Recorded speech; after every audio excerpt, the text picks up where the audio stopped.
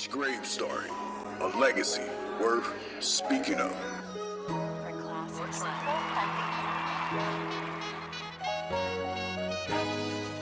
For classics.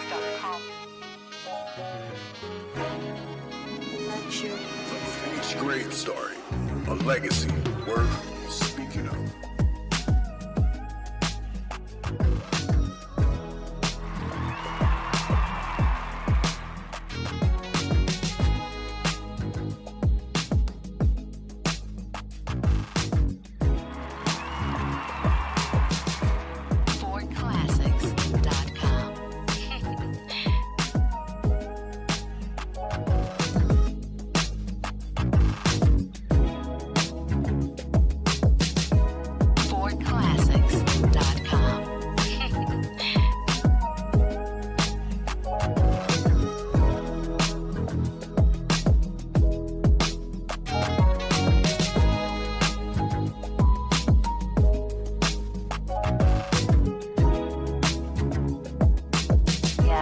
This is for classics.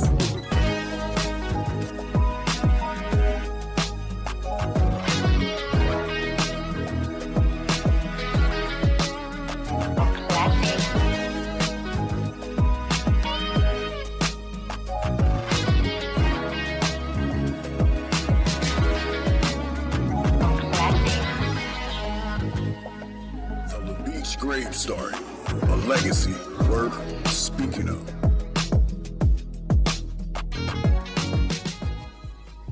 Lubeech Graves was an amazing athlete and competitor that took the Illinois High School Association track and field division by storm as the greatest track and field athlete in Cairo sports history.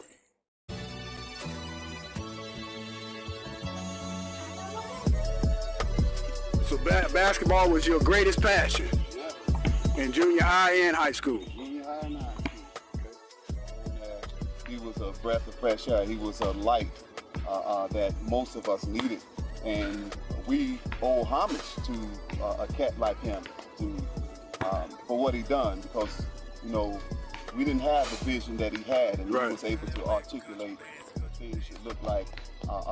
And it, you know, a lot of people I know today who have made it big. What's his name? Marshawn Lynch, who went over to China to play professional basketball.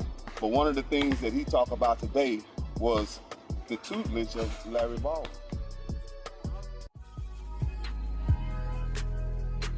The legendary Lubeech Graves shows his genuine love and excitement for the game of basketball by rising above the rim at the wonderful age of 52 years old.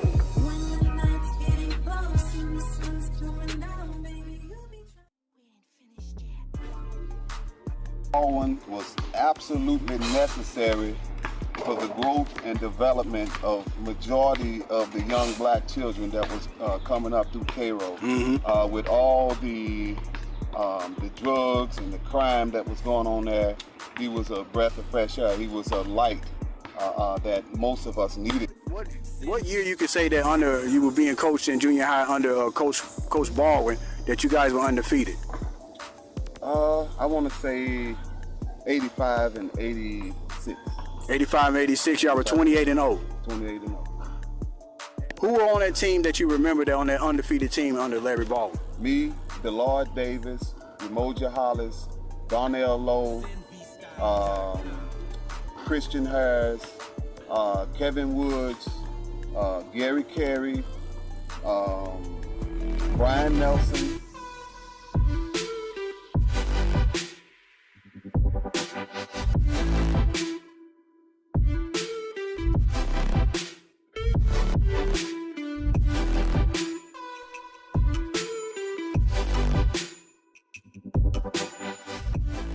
You started running track your freshman year. My freshman year, and that was by mistake. And you ran track by mistake. Yeah. Can you explain that story? Because basketball practice. Because Wes was walking by when we were running killer drills, and I kept coming in first. And Lucius and all of them kept coming in last. Lucius Reese and them. Reese, Vernon Trenton, all of them was coming in last. So you were outrunning them on the drills? Yeah. And that's how Wes ended up seeing, Coach Wes ended up seeing you. Yeah, and he came over, you should run this, that, and other. In my head, Wes came up to me after he seen that, and he was like, you should run for track. You should run out for track. I'm like, I'm a baller. That was my mind. I'm a baller. I don't run track. Right. I'm like, I'm a baller.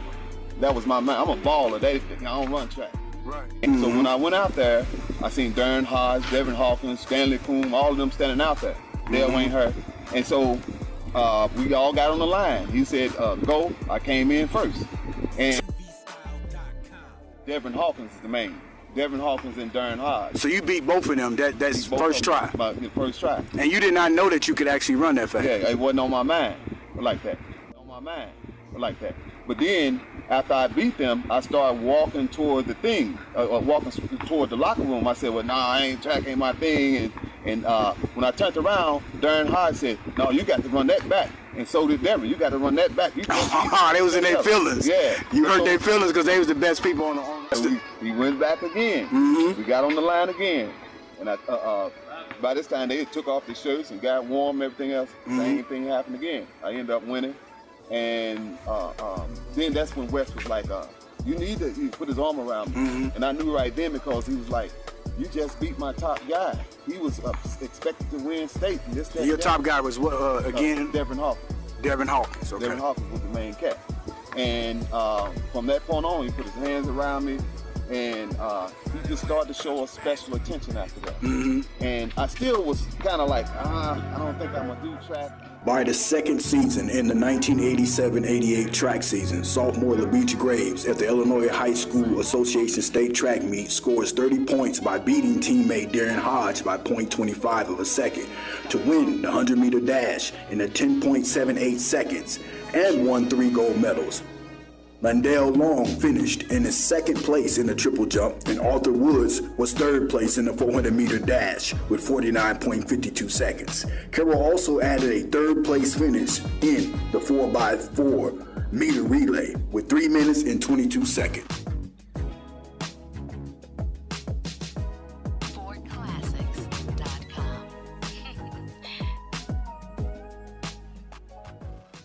Do it. Even though your sister Zach and Lucretia Graves did it, that still wasn't your passion. Nah, I'm a baller. That was my mind. I'm a baller. I don't run track. Right. And afterwards, it wasn't in my heart, and he just kept at me. So I went on out, and then the first track meet we ran, I want to say that's when I actually broke the Cairo record.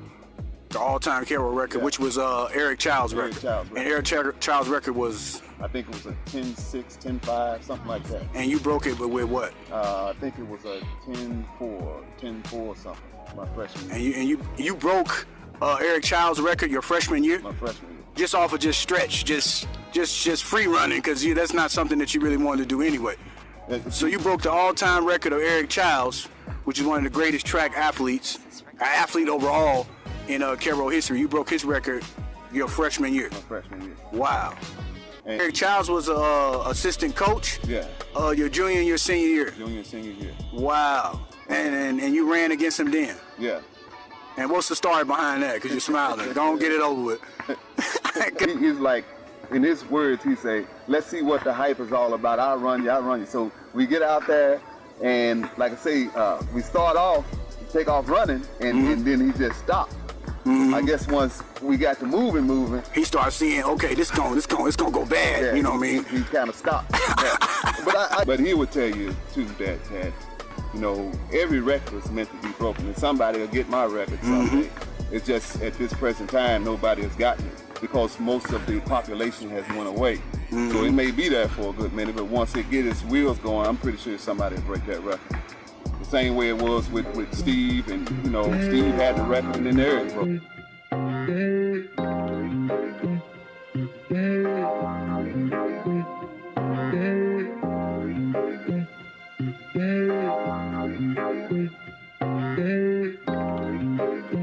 Robbie Child's oldest brother, Jeff Childs, was one of my biggest inspirations. Not just mine, but the inspiration of most young cats. When it came to what? Running track or playing basketball? When it came to life. Okay. When it came to women, etiquette, all these different things, Jeff Childs was my mentor.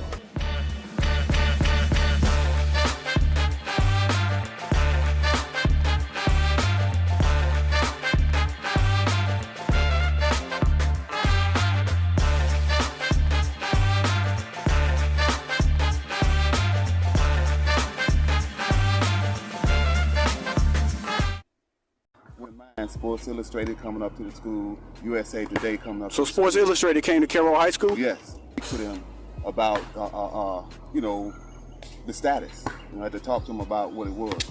And so, what year did Sports Illustrated show up at Cairo High School to interview you? I want to say Sports Illustrated came one time, I think it was my senior year. USA Today came my junior year. But it was other well-known papers that was also coming up.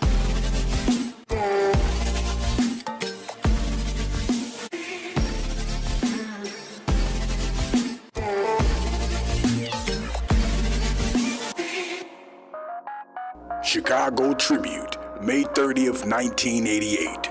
Charleston, Illinois. Lubeech Graves, a sophomore sprinter, won 3 gold medals and led Cairo to his 3rd Class A championship in 6 years. Graves' 3rd medal surpassed brother Zach, who won 2 golds in helping Cairo to his 1983 title. Now Zach will know I'm better than he is, Graves said. He was always more of an athlete than I was. He was hard to beat. This is some big time stuff for a guy my age, said Graves, who turned 16 years old on Wednesday. Zach Graves now runs for Evansville and sister Lucretia at Purdue. She recently qualified for the NCAA championships in the 100 and 200. Lubeech has some good people to follow, said Coach Jim West. He's just super, but this was a team effort.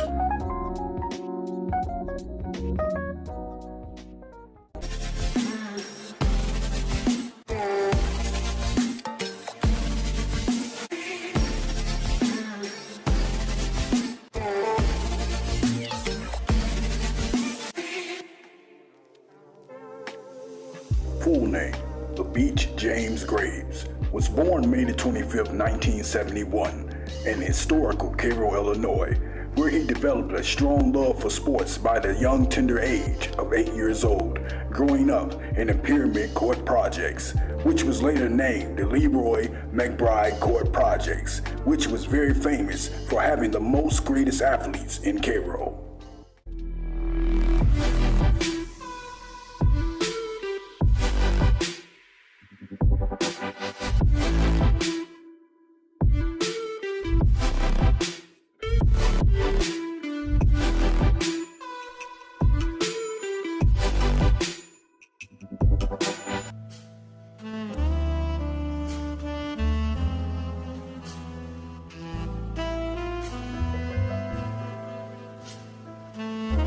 Meter dash at state every single year. Besides my freshman year, because I got hurt. Okay. Pulled it going. But okay. I went back to run in the Prairie State games against all of those who won the state, whether they was in AA or single. What year was that? That was 87.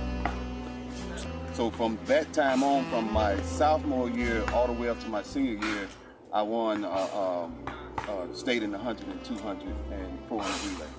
Wow, I did not know that. You know, I wrote some stuff about you, but I didn't know that part.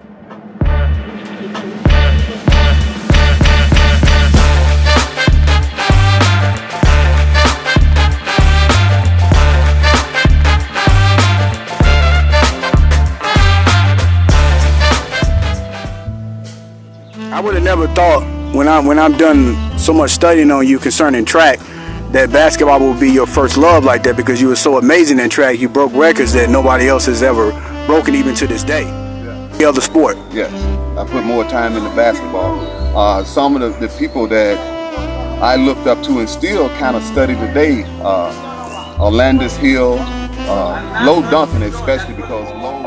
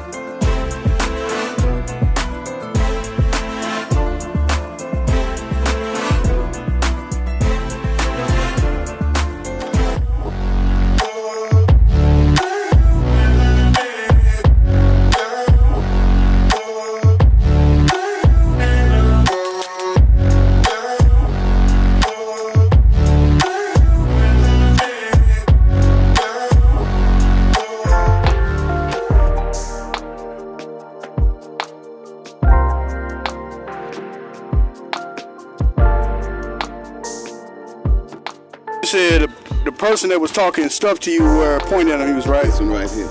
And what was he talking about around that time? He was saying that everybody talk like he this, that, and the other.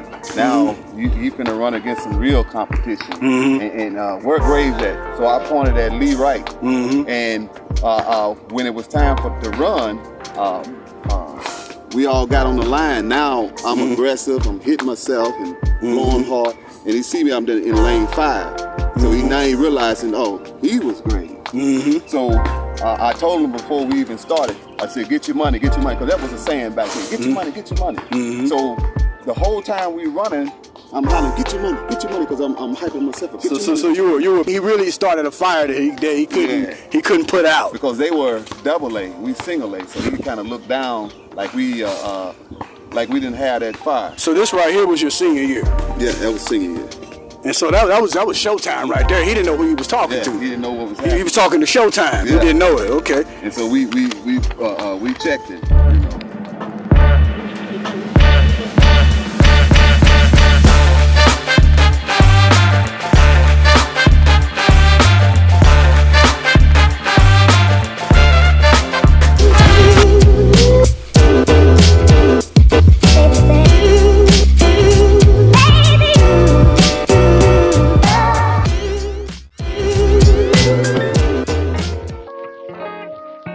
Scholarship your senior year to what college? Glenn College down in Brenham, Texas. Okay. Yeah. Was there anybody there when you were in college that was big time too, that you remember had a big time name? Everybody on that team, that was the #1 team in the country.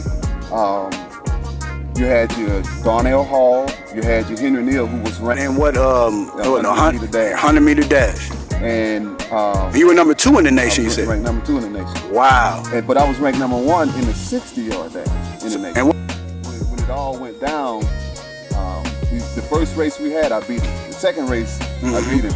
And by him being from Texas, I could tell the power that he had. Everybody, they was on him everywhere he went. Oh, that's Henry Neal, that's Henry Neal. But when I beat him, it confused people. They was like, you beat Henry Neal? Oh, you'll be all right. Second meet, same thing. So you became the fastest person on the team, period. Yes. And Blinn College. BLINN, right? Blinn College. Okay. And we had Darnell Hall, who he also ran the Olympics as well. Like I told you, I knew Michael Johnson like me and you sitting up and talking. Because every meet you went to, we would sit in the same crowds. Also, you ran in the Junior Olympics or the regular Olympics? When you did run? I ran in the Junior Olympics twice, but I got a ladder for the Olympics. But at the time, I wasn't in shape. And what year was that? This 94, 96, one of the two. Curious. You did 1 season at Blinn College, or 2 seasons? 1.5 seasons. I left at the end of 91. Okay. Oh, okay. That's when I was in college. So when you were in college, you ran against Carl Lewis. Yeah. And what track meet, or do you remember what time frame that was? Yeah, that was Sun-Kissed Invitations. Sun-Kissed Invitations in Santa Monica, California. Field. Yeah, he was the GOAT, so everybody knew who he was. And just being around him, he was kind of tall. He was about 6'3", 6'4". Oh, I did not know he was that tall. Leroy Burrell too. A lot of them was a lot taller than us. And but it didn't take away from them having the respect, because before we would run, they would have these banquets, and you go in and you sit among. That's the first time I really thought about where I was at the time. I'm like, damn, I'm sitting here with the best in the world. And I thought about project kids from the Pyramid Courts and wanting everybody to be around to bear witness. And it was just a strange thing, just being amongst some of the top people on the planet in one place. I would say being in the Junior Olympics was kind of stressful, because you are running against the top people on the planet, and it gives you a little, anxiety, because you still got to hold your name. You got people back home that have this expectation, and then the people at the Junior Olympics Some of them may know you and some of them may not, depending on how they keep up with the stats and things.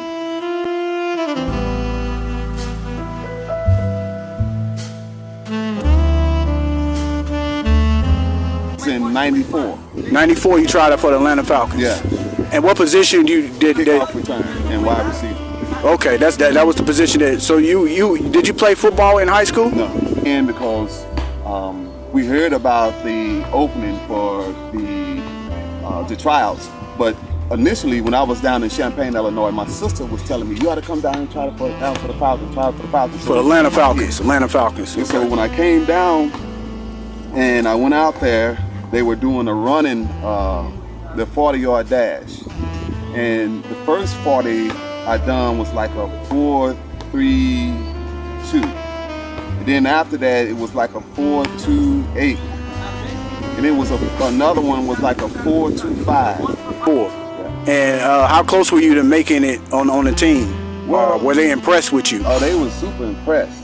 They because when I first ran the first 40, one of the guys looked and said, he kind of looked, who is this cat? Mm-hmm. And then once I ran it the second time, I noticed they had started to go get other folks, and they were standing around watching. Mm-hmm. And then they went down on the other end to see whether it really was true. Mm-hmm. And after I ran it the second time, that's when June Jones come up, and he started asking me questions. He said, "Well, who are you? Where are you from?" And then he took me into the office, and then he started to give me certain pamphlets. He would say, ask me different questions. Did you ever play football? I said, well, no, I didn't play football. So he was like, well, we interested in you. Would you be interested in going to some camps? I said, well, yeah, I'll be interested. But then when I found out how much they cost, the interest kind of changed. Oh, okay. But so basically, the Atlanta Falcons were definitely interested in you playing for them. Yeah. They were excited about you. Yeah. To the point where they pulled you in the office and had a personal conversation with you. And gave me a bunch of brochures and ways to kind of get on their roster. Because like he said, it would be unfair for them to pick me up when all the other ones went through the camps, paid the money, and learned their positions. They would have to do that same thing with me. So they wanted to go ahead and get you in the game as soon as possible. You probably was faster than anybody on the team. It was. That's what he said. He said, we've never seen this time out here. And most of the guys, I had friended a lot of cats based on that was on the team. Mm-hmm. But again, he was like, we got to get you in camps so that we can get your job rolled down pat. Mm-hmm. And a lot of them was like $7,000, $8,000 here. And at the time, I had just moved here, and I'm trying to establish myself, so nobody knew who I was. You would think that they would pay for that if they wanted you. I mean, come on now. That's what I'm thinking too. They want you to try out, but then you have to give us 7 G's. Like, come on now, bro. Like, you want me, but you want me to pay for it? And from that point on, I stayed where I was. Okay. I let it be. So that's a legacy worth speaking of. Yeah. Something that a lot of people didn't know, that the Atlanta Falcons were interested in you playing for them. Yeah. Wow. Yeah. The Lubeech Graves story, a legacy worth speaking of. For classics.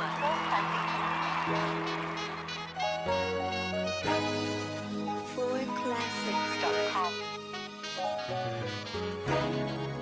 Luxury. The Lubeech Graves story, a legacy worth speaking of.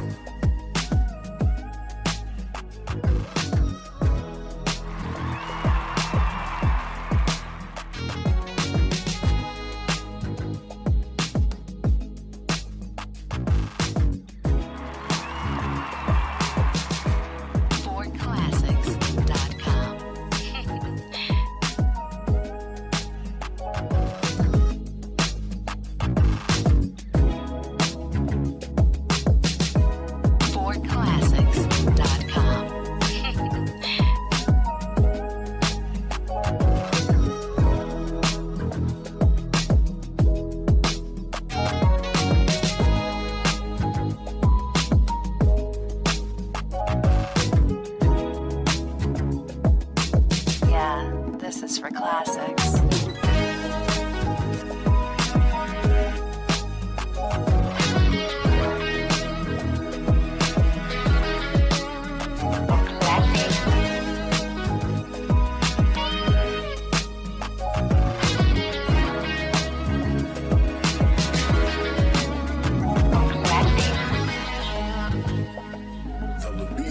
story, a legacy worth speaking of.